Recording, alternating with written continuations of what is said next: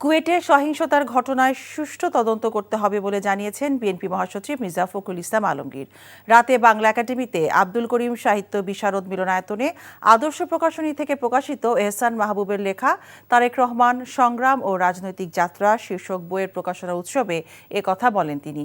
দায়িত্বশীল অনেক ব্যক্তি দায়িত্বহীন কথা বলে জাতিকে বিভক্ত করতে চায় বলে মন্তব্য করেন বিএনপি মহাসচিব। এছাড়া কুয়েটের ঘটনার তীব্র নিন্দা জানিয়েছেন মির্জা ফখরুল ইসলাম আলমগীর।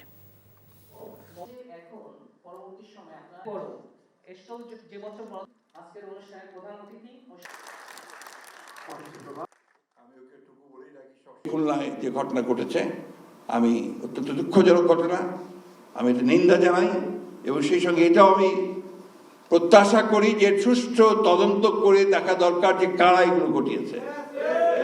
এই বিষয়টা অবশ্যই হওয়া দরকার, কারণ আমরা যেটা দেখছি সোশ্যাল মিডিয়াতে পরের দিকে এসছে যে শুরুটা কাকে দিয়ে হলো।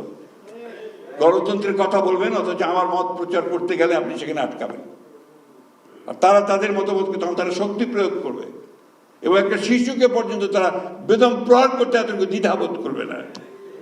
এই ধরনের মানসিকতা নিয়ে কিন্তু কখনোই বড় কিছু মহৎ কিছু করা যাবে না।